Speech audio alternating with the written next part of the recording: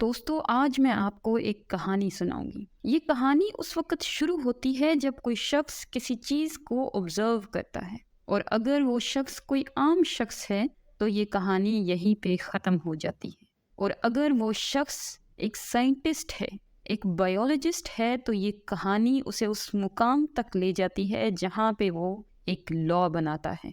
کہانی شروع ہوئی ہے آبزرویشن سے۔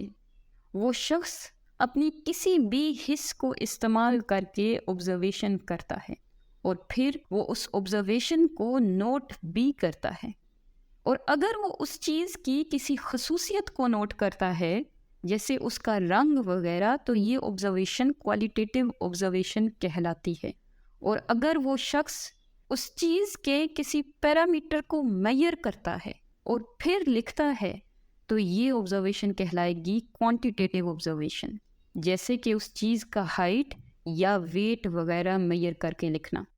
ہماری سائنس میں کوانٹیٹیو آبزرویشن کو کوالیٹیٹیو آبزرویشن سے بہت بہتر اور ریلائبل سمجھا جاتا ہے، کیونکہ کوانٹیٹیو آبزرویشن میں پراپرلی پہلے کچھ میئر کیا جاتا ہے، اس کے بعد وہ شخص اگلے سٹیپ پہ آتا ہے اور اس ڈیٹا سے ایک سٹیٹمنٹ بناتا ہے جو ہائپوتھیسس کہلاتی ہے۔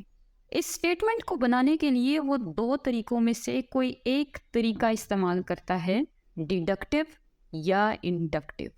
اگر اس شخص کے پاس کوئی جنرل معلومات ہے، اس نے آبزرویشنز کے تھرو کوئی جنرل معلومات اکٹھی کر لی ہے، تو وہ اس معلومات میں سے ایک اسپیسیفک سٹیٹمنٹ نکالتا ہے، تو یہ طریقہ ڈیڈکٹیو ریزننگ کہلاتا ہے۔ اس نے جنرل کو نیرو ڈاؤن کیا، ڈیڈیوس کیا اور ایک اسپیسیفک سٹیٹمنٹ نکالی۔ مثال کے طور پہ اس شخص نے یہ آبزرو کیا کہ تمام پودوں کو دھوپ کی یا سورج کی روشنی کی ضرورت ہوتی ہے خوراک بنانے کے لیے۔ وہ بہت سارے کھیتوں میں گیا، بہت ساری فصلیں اس نے دیکھیں، اور اس کو یہ اندازہ ہو گیا کہ جہاں جہاں پہ دھوپ اچھی تھی وہاں پہ پودوں نے اچھی ییلڈ یا اچھی خوراک دی ہے۔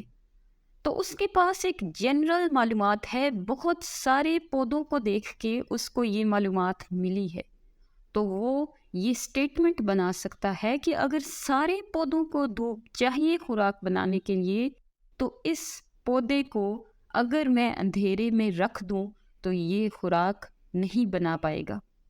تو یہ اس کی سٹیٹمنٹ ہائپوتھیسس بنی ہے ڈیڈکٹیو ریزننگ کے تھرو۔ اور اگر دوسری طرف کوئی شخص ایسا ہے جس کے پاس کوئی اسپیسیفک معلومات ہے، اس نے صرف اسپیروز کو اسٹڈی کیا ہے، اور وہ جانتا ہے کہ اسپیروز برڈز ہیں، اور اس نے دیکھا کہ اسپیروز کے پاس ونگز ہیں، تو وہ یہ جنرل معلومات اس میں سے نکالے گا کہ اگر اسپیروز کے پاس ونگز ہیں تو جو باقی برڈ ہیں، پیرٹ، ایگل یا ہاک وغیرہ، ان کے پاس بھی ونگز ہوں گی۔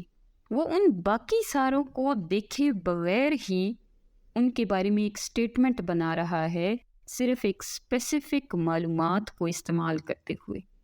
تو یہ طریقہ انڈکٹیو ریزننگ کہلائے گا۔ بہت سارے لوگ اور بھی بہت سارے طریقے استعمال کرتے ہیں، جیسے کہ کسی کو کوئی امیجنیشن ہوئی، یا کسی کو کوئی چیز پسند ہے، اس کی ایستھیٹک بیوٹی کی وجہ سے وہ اس کی فیور میں کوئی سٹیٹمنٹ دیتا ہے، یا کوئی شخص اپنے ریلیجیس کانسیپٹس کی بنیاد پہ کوئی سٹیٹمنٹ دے سکتا ہے۔ یہ طریقے بھی ہیں، لیکن اصل میں سائنس کے اندر انہی پہلے دو طریقوں کو انکریج کیا جاتا ہے، ڈیڈکٹیو اور انڈکٹیو ریزننگ۔ تو وہ شخص جس نے اپنے سفر کی شروعات آبزرویشن سے کی تھی، اب وہ ہائپوتھیسس تک پہنچ آیا ہے۔ تو ہائپوتھیسس کو کچھ اس طرح سے ڈیفائن کیا جاتا ہے کہ یہ ٹینٹیٹیو ایکسپلینیشن ہے آبزرویشن کی۔ ٹینٹیٹیو کیوں کہا جاتا ہے؟ کیونکہ ابھی ثابت نہیں ہوا کہ یہ سٹیٹمنٹ غلط ہوگی یا صحیح ثابت ہوگی، اور یہ ہائپوتھیسس بنا لینا اس شخص کی کامیابی کی پہلی سیڑھی ہے۔ اور اب اس کا اگلا سفر شروع ہوتا ہے جس میں وہ اپنی ہائپوتھیسس کو تھیوری کا درجہ دینا چاہتا ہے۔ وہ ایکسپیریمنٹیشن شروع کرتا ہے، بار بار ایکسپیریمنٹس کرتا ہے، وہ اس پودے کو اندھیرے میں رکھتا ہے اور پھر بار بار دیکھتا ہے کہ اس میں کیا تبدیلیاں آئیں، اس کی گروتھ کیسی ہو رہی ہے اور اس کی ییلڈ یا اس کی خوراک کتنی بن رہی ہے۔ اگر بار بار ایکسپیریمنٹس کرنے کے بعد بھی اس کی اسٹیٹمنٹ، اس کی ہائپوتھسس غلط ثابت نہ ہوئی تو وہ ہائپوتھسس تھیوری کہلاتی ہے۔ تو تھیوری کو کیسے ڈیفائن کیا جائے گا؟ یہ ایک اسٹیٹمنٹ ہے جو ہائپوتھسس سے بنی ہے جب ہائپوتھسس بار بار ٹیسٹ ہونے کے بعد بھی غلط ثابت نہ ہو۔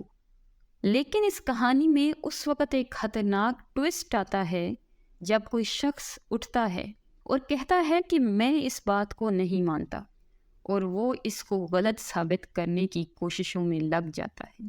لیکن اگر اس کی انتھک کوششوں کے باوجود یہ تھیوری غلط ثابت نہ ہوئی تو پھر اس شخص کی جیت ہوتی ہے جس نے اپنا سفر آبزرویشن سے شروع کیا تھا، اور اس کی تھیوری کو لا کا درجہ دے دیا جاتا ہے۔ سو لا ایک سٹیٹمنٹ ہے جو تھیوری سے بنتا ہے اس وقت جب تھیوری کو بار بار ٹیسٹ کیے جانے کے باوجود بھی غلط ثابت نہ کیا جا سکے۔ اور ہماری سائنس میں بہت سارے لوگوں نے یہ کامیابی حاصل کی، اور اگر ہم بائیولوجی میں دیکھیں تو مینڈل کا نام سر فہرست۔ سو مینڈل نے انہیریٹنس کے لاز دیے۔ اس کے علاوہ اور بھی لاز ہیں جیسے ہارڈی وینبرگ لا ہے۔ تو یوں کہانی ختم ہوتی ہے۔ آج کے لیے بس اتنا ہی۔ اللہ حافظ۔